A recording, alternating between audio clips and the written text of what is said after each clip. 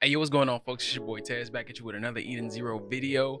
Um, how you liking the format, man? How are y'all liking seeing me for a change rather than actually just hearing my voice? But you get to see me. Again, I enjoy doing it this way. It's kind of a little less taxing on me. The other way may come back someday in the future, but you know, who knows. But since you already here and you looking, go ahead and like the video for you, boy. Subscribe if you haven't already subscribed, and let's chapter 134. We see Rebecca basically getting back into doing her B cube thing, which is actually kind of nice to see. I was under the illusion that this was possibly some downtime in between all the chaos that has just recently ensued, but that wasn't actually the case. This was a foretelling of what had previously happened in a series of events that we'll catch up into as I further talk. So what it was that they went to a planet where they found more of Mother's ether signature to harvest and collect, but this planet seemed to be not your typical planet. It was very muddy, and rather than raining, it rained mud, or it seemed more or less like sludge. And who Rebecca is foretelling this whole information to is actually Couchpo. Couchpo's actually editing Rebecca's videos, and I'm like, dope. I'm seeing how things are playing out. Again, I want Couchpo to stay. I honestly want her to be a part of the crew. I don't know what the hell she could do, but it's just like, leave her in the cafeteria. If we never see Couchpo again, only when people go into the cafeteria, I'm cool with that. Let my girl stay. So all while this foretelling is going on, what we do find out while they're there on the muddy planet is that their goal is to still just collect ether from Mother, which will hopefully lead them to her or to the whole of everything that's going to be the center of what this massive collection will eventually turn into. I was under the assumption that it was collecting these actual relics, but the actual energy signatures from these relics are what are going to make the whole picture. I guess if that makes sense. They're just going to keep collecting these energy signatures, and eventually it'll lead them to where they need to go. But you see some other stuff happening, and Couchpo was kind of like, yo, everything you did in this video that you explained, why was that not in the video? She was like, this is what the video should have been about. Couchpo knows her stuff. I'm cool. Couchpo's cool. We need more Couchpo. Like, I'm saying this. Y'all see me. We need more Couchpo. But once they get back to the ship, everybody's basically trying to figure out what their next course of action is. Like, what's the plan? Where are we going? What do we do? They know they still need to keep finding them, but they're moving throughout the cosmos. I believe is Io. I want to say it, but I'm pretty bad at the name, but the Io cosmos. And which is kind of like, yo, I don't feel good about this. We should get up out of here for the meantime, because there's so many strong and powerful individual users and groups already here, and she has a bad feeling about it. Sister's kind of like, oh, that's so unscientific, you know, just going off of a gut feeling. But I mean, sometimes you got to trust your gut. You have to. I don't see why you wouldn't. Hell, I trust my gut a lot in situations where I know I need to, and then sometimes it turns out to be right. Other times it was on the marker, but it just wasn't quite head on. But in this case, I think they really should. And then that's kind of like, all right, we'll figure it out. So everyone disperses from there, but we see Rebecca back in her room, just reflecting on everything as a whole.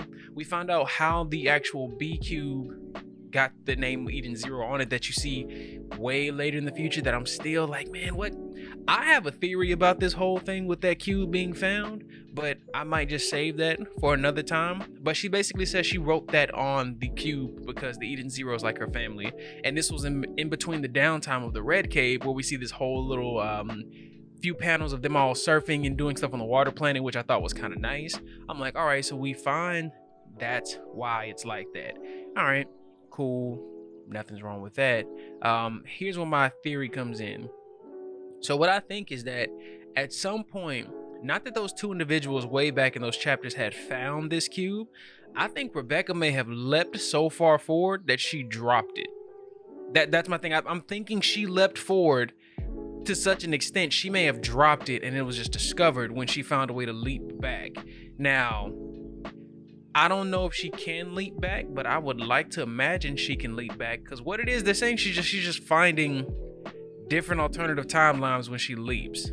That kind of, oh, everything plays out the exact same way, but one thing is subtly different. So she's finding these universes where, oh, I'm out of this one spot, but everything kind of stayed the same people, but there may be something smaller that have been tweaked. But that's what I think. I'm probably gonna be wrong. More than not, I'm gonna be wrong than anything else. But then across the galaxy in the Isles Cosmos, there is a broadcast that gets sent out. The rest of the crew is watching it. Anyone and everyone you can think of is possibly picking up on this, and it's pretty much saying that the same thing that happened on Forrester has now been confirmed to be happening on 6 other planets. One of those planets being called a planet by the name of Sultan. I'm like, I laughed at it because I thought about some other random movie reference that had a name similar to that, like Zoltan, but this is Sultan. And the Ocean 6 have each individually been dispersed to take care of this whole matter. Now, for you who may not understand, or for us who don't get the scope of how powerful these individuals are, they are powerful. For what took, like, the crew barely took them, a good stint of time to clear some of the stuff that was happening. These 6 people were taking planets down by themselves. And it's kind of just like, all right, okay, so Ziggy's virus, the whole thing is spread someplace else, which is what we're led to believe, but that isn't the case. And that's when we find out that Shura's given a press release, or more or less a conference, talking about what's going to be moving forward, or his plans for things. And he starts his speech off in a rather calm tone, just questioning, like, people, when have we as humans, when have we ever been fearful of robots? Basically saying we've lived beside them, we all sought peace, they were, one in the same, friends in arms. I was like, okay, maybe he ain't such a dickhead. But then I forgot, nope, yeah, he is. He's completely a piece of trash. So then in that bit of text, he's like, this virus has basically disrupted that whole peace and spread throughout the IO cosmos. Now this is where he's like, ultimately what it comes down to is that it's us versus them. We have to get rid of all the robots. Eliminate them. Nobody's safe unless we get rid of all the robots. Now, you see the crew on Eden's kind of like all in shock. And then we get some disturbing revelations. So we have to not only worry about Zenolith and Nadia and any of the other robots who we may have come across that may not be so bad in this general vicinity. We already saw what he did to my mans, who was an Ocean 6, the weakest of the Oceans, the Buddhist robot who was more or less disappointed in Ziggy. He crushed my man's head. I'm like, sure, you a piece of trash, bro. Point blank, period. So now the crew is just all not sure what's gonna happen. And then Hermit chimes in with this is the disturbing part. She said that she scanned the IO Cosmos looking for any server signatures similar to what was basically the cause of the issues on Forrester. She was like, there have been none. She hasn't found any. Now, they took what happened on Forrester and basically used it as a ploy to initiate martial law, like to use it as an excuse to make this happen. And if that's the case, if they have quote unquote cleared up the issue on these 6 planets, that means they've pretty much killed and destroyed all these innocent robots. Now, you could imagine how they as androids feel about this being machines themselves. So it's not an okay situation to be in. And this also, you can tell this is gonna basically put the crew in a very compromised position, but not so much compromising as it is they're gonna be heated and driven to snuff these individuals out. Now, I'm not sure how the pairings or the fights between our crew and the Oceans is gonna go, because they got 7 days of training. I can't imagine how much how much more powerful they've gotten in that matter of time. Who's to say? I think Shiki will probably be the strongest. Everyone else is like a guess for me. Honestly, fam, it's just a guess.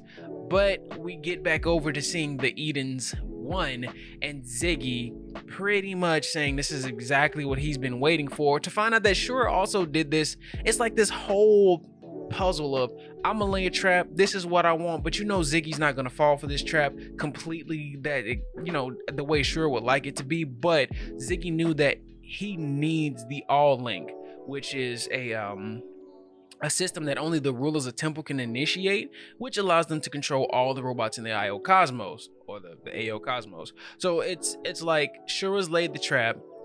He wants to see who's gonna take the bait. We know the crew's gonna not sit, let this go setting. They're gonna end up on temple. Ziggy's gonna end up on temple. But how is this gonna play out? Will we find out more information about the All Link?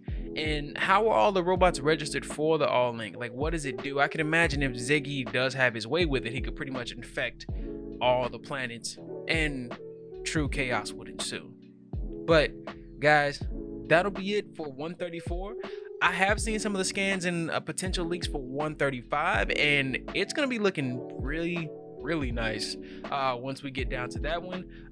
Sorry about the video being a little bit late, dad things, work things, trying to get stuff out to you as best as I can. But as always, I thank y'all for watching. If you haven't again already, and if you made it this far, like the video, comment down below. I appreciate it. Subscribe, all that good stuff, and I'll catch y'all for the next video, man. Peace.